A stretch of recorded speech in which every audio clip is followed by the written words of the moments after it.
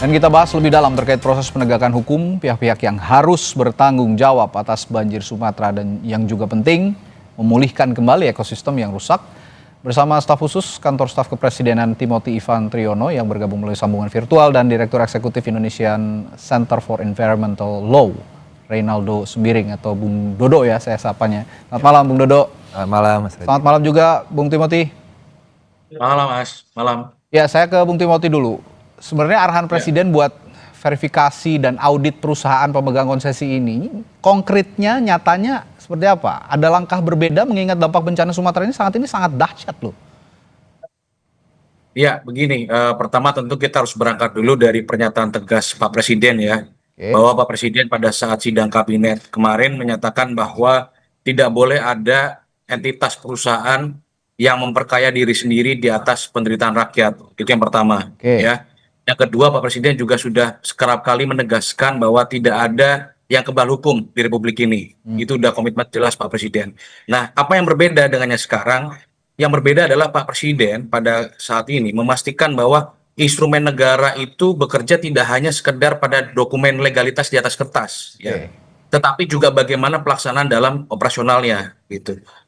Pengecekan di lapangan ya, contohnya aparatur negara kan turun langsung ke lapangan, juga menggunakan teknologi citra satelit untuk memeriksa pelanggaran-pelanggaran terutama di daerah aliran sungai begitu ya. Lalu juga ada pengecekan dokumen audit dan kewajiban yang diwajibkan regulasi sebagai bahan evaluasi dan perbaikan tata kelola. Ya. Pengawasan ini kan juga lintas kementerian lembaga, lintas aparat juga ya.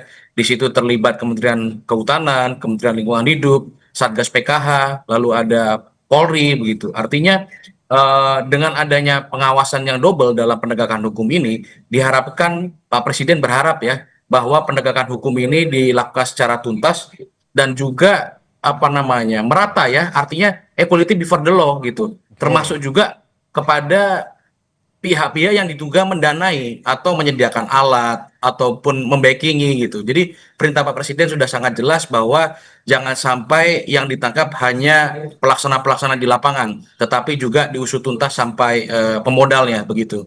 Oke, kalau gitu saya lempar ke Bung Dodo. Presiden kan sekarang punya perangkat yang namanya Satgas PKH begitu ya. Ini katanya sih mau bilangnya akan memberikan sanksi pidana, evaluasi, izin, dan juga minta pertanggungjawaban atas apa yang sudah dilakukan di Sumatera sehingga menyebabkan bencana yang besar dan kerugian lingkungan yang cukup besar. Bukan cukup besar, sangat besar. Tapi apakah menurut Anda ini cukup dengan tindakan-tindakan yang sudah dijalankan oleh PKH ini, Satgas PKH ini? Pertama, ya terima kasih Mas Radit. Pertama-tama memang Satgas PKH ini harus dilihat di konteksnya ada di hilir ya. Artinya konteks penegakan hukum itu di hilir. Sementara kalau kita lihat kondisi bencana yang terjadi ini sebenarnya banyak masalah-masalahnya ada di hulu.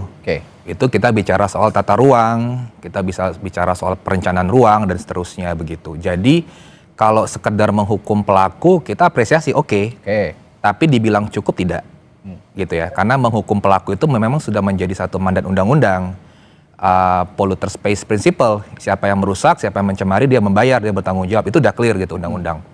Tapi pertanyaan adalah bagaimana supaya ini tidak terulang lagi?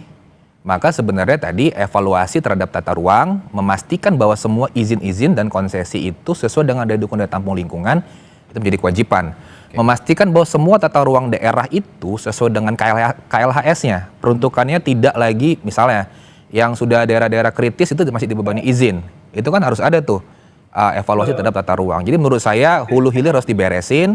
Satgas PKH bekerja itu ya mangga silakan, tetapi perlu diingat juga bahwa kan Satgas PKH ini kan fungsi utamanya ada dalam kawasan hutan. Namanya juga penertiban kawasan hutan. Bagaimana yang di luar kawasan hutan? Itu juga pertanyaan pentingnya. Oke, bagaimana dengan yang di luar kawasan hutan? Kalau kita bicara bencana Sumatera, Bung Timothy, sebenarnya tidak hanya Sumatera saja, eksplorasi hutan, eksploitasi hutan yang menyebabkan kerusakan lingkungan ini kan tidak hanya terjadi di Sumatera. Supaya kita mencegah ada pulau Sumatera lainnya yang terdampak perusahaan-perusahaan nakal, ini harus dari tidak hanya hulunya tapi hilirnya juga.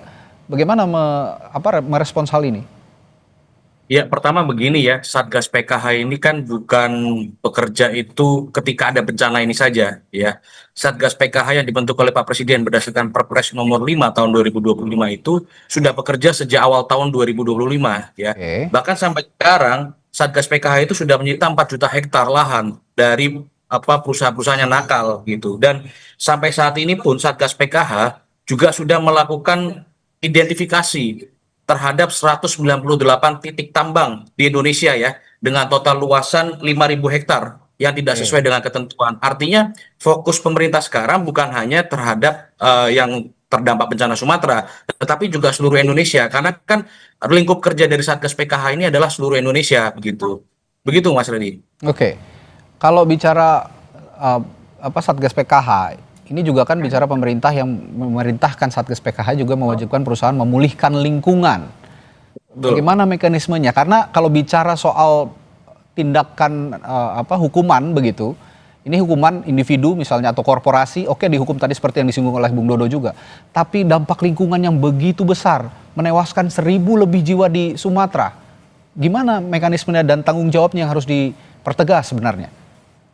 Ya, begini ya, mungkin kita perlu pertegas dulu konteksnya. Kalau konteksnya bencana Sumatera ini kan bukan hanya faktor kerusakan lingkungan. Jadi bencana Cuaca Sumatera ini begitu. adalah kombinasi ya antara faktor cuaca ekstrim dan juga kerusakan lingkungan atau perilaku manusia gitu. Ya. Nah, berkaitan dengan pemulihan lingkungan, itu kan Satgas PKH sudah mengejar denda administratif yang saat ini sekitar 38 triliun dari 71 perusahaan sawit dan tambang. Itu yang sudah berhasil dan akan terus ditingkatkan denda administratifnya.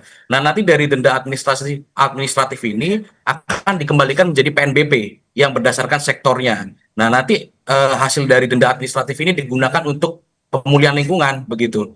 Begitu Oke. Mas Adi. Baik, saya kembali ke Bung Dodo.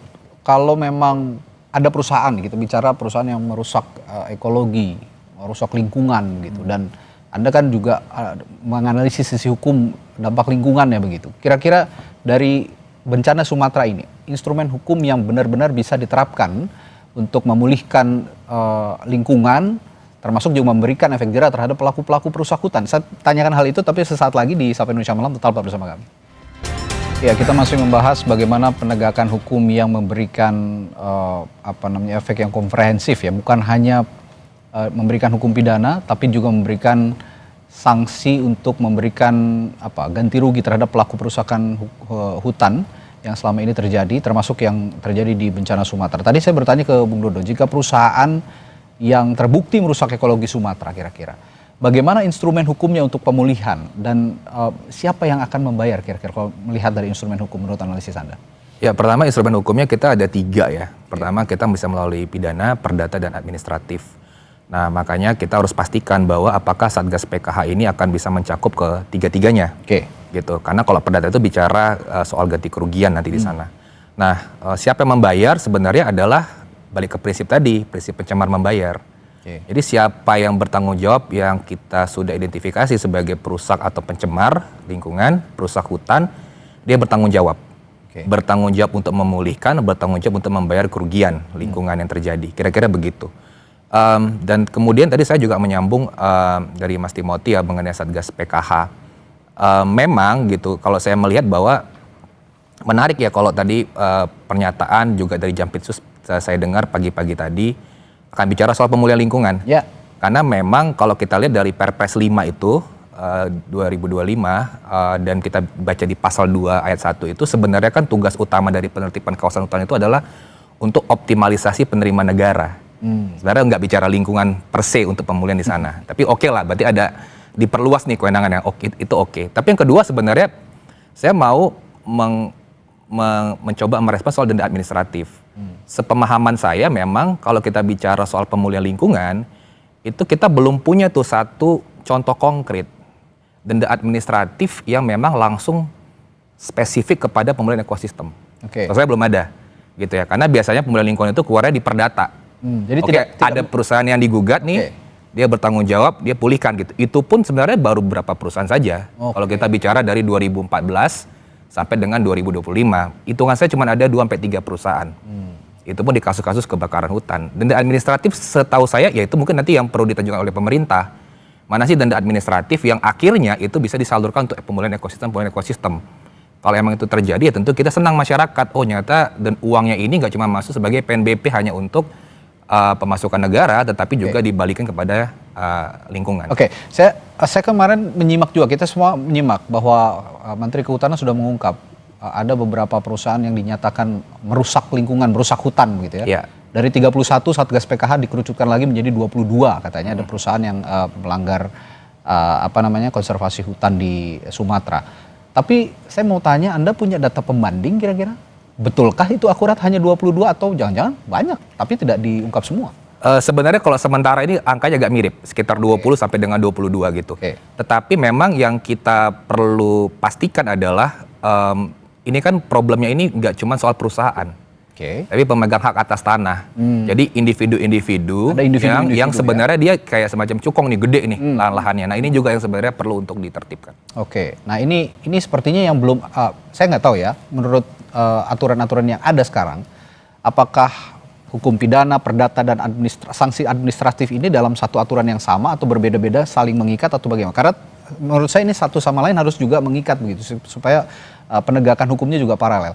Tapi saya ingin tanya ke Bung Timothy, jika perusahaan yang melanggar atau dinyatakan merusak hutan, pemegang konsesinya adalah BUMN misalnya, kan karena selama ini diambil alih oleh negara, banyak perusahaan-perusahaan BUMN yang juga mengambil alih pengelolaan konservasi hutan begitu.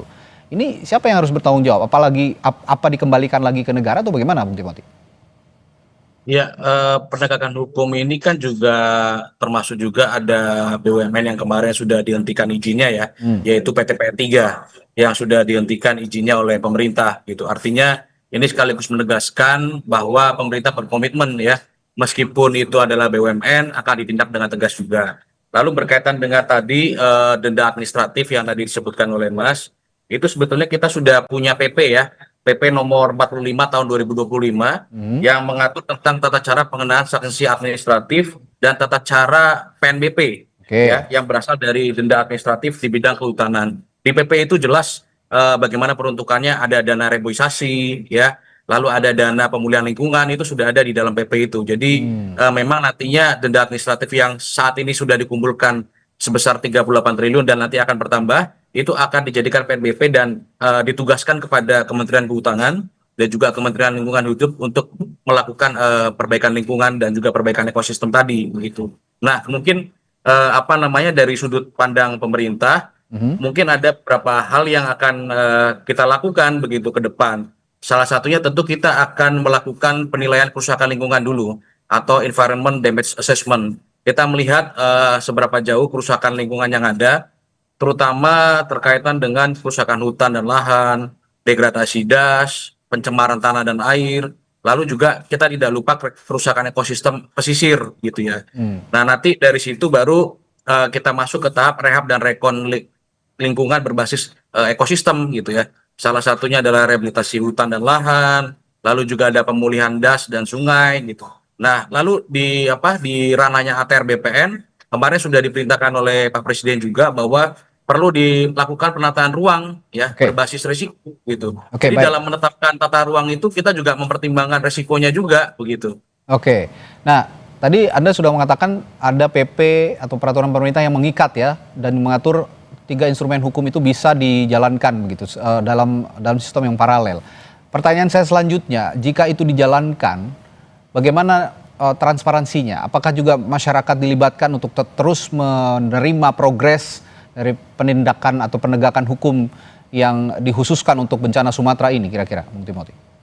Ya, tentu kita juga bisa berkaca dari kinerja Satgas PKH ya, yang saya rasa hampir tiap hari Satgas PKH itu terus mengupdate progres penanganannya, yang awalnya dari proses penyelidikan, sekarang sudah proses penyidikan, lalu ditetapkan satu tersangka korporasi. Ya ini kan bagian dari transparansi publik. Dan teman-teman NGO, teman-teman aktivis lingkungan juga bisa mengawal itu secara terbuka gitu. Media kan sekarang juga sudah ada. Dan saya rasa Satgas PKH juga terbuka ya dengan berbagai data, dan terbuktikan data yang pemerintah miliki dengan data yang dimiliki oleh Mas Reynold ya, itu tidak jauh berbeda gitu. Artinya Satgas PKH betul-betul menjalankan perintah Bapak Presiden untuk menindak dengan tegas, begitu Mas Radi. Oke. Yang juga harus dipastikan, not a single corporation, meskipun itu korporasi besar, jangan sampai juga luput dari penindakan hukum. Kalau Anda melihat selama ini pengawasannya sudah transparan atau masih ada yang disembunyikan? Kalau kita bisa bilang kan pengawasan itu kan akhirnya masuk dalam ranah penegakan hukum ya. Dan sering sekali dikatakan bahwa hasil pengawasan itu merupakan dokumen yang tidak terbuka untuk publik, begitu. Walaupun sering sekali pengawasan itu dilakukan oleh pengaduan oleh masyarakat atau oleh NGO gitu. Nah, saya pikirkan sebenarnya adalah memang diperlukan satu mekanisme yang lebih transparan. Artinya ada semacam mekanisme joint monitoring dan joint evaluation gitu. Yang artinya ya saya ngambil contoh buat Satgas PKH. Saya pikir Satgas PKH itu terutama di kejaksaan itu butuh untuk membuka kanal di mana memang masyarakat itu bisa memberikan pengaduan semaksimal mungkin. Mungkin ada beberapa yang sudah masuk, tapi menurut saya itu tidak terlalu optimal sebenarnya untuk terutama di Jampitsus. Jadi menurut saya itu perlu untuk dibuka kanal-kanal yang lebih masif ya buat masyarakat. Tapi kita perlu mengingat bahwa kita harus pastikan dulu Satgas PKH ini bekerja dalam kerangka pidana saja dengan administratif gitu ya, atau juga masuk kepada perdatanya untuk minta ganti kerugian dan tadi pemulihan lingkungannya. Karena supaya nggak campur-campur nih. Karena pidana itu tujuannya hanya untuk menghukum korporasi sebenarnya. Pemulihan itu tuh cuma tambahan sebenarnya. Tapi dampaknya sangat besar kalau bicara pemulihan kan? Benar. Nah, makanya menurut saya itu sebenarnya pemulihan itu lebih efektif. Itu cuma muncul di perdata sama administratif. Itu mau dipakai teori manapun, di belahan dunia manapun, pemulihan itu hanya akan efektif pakai administratif dengan perdata. Kenapa? Prosesnya lebih cepat. Bayangkan kalau pakai proses pidana, dari penyidik ke kejaksaan, pengadilan, kekuatan hukum tetap. Alamnya udah rusak, pemulihannya kapan? Itu menurut saya itu yang perlu dipikirkan. Ya, berarti kesimpulan perbincangan kita malam hari ini, ya bagaimanapun proses yang dilakukan, seketat apapun, yang diharapkan oleh publik adalah tidak ada lagi yang disembunyikan, ini harus transparan, mau itu dari yang terlibat ada unsur dari pemerintahan ataupun korporasi besar, ini harus bisa diungkap begitu ya, supaya memenuhi rasa keadilan publik, terutama untuk menebus 1.000 lebih nyawa di bencana Sumatera yang hilang kemarin. Terima kasih Bung Timothy dan juga Bung Dodo telah bergabung di Sapa Indonesia malam hari ini. Kita jumpa lain waktu.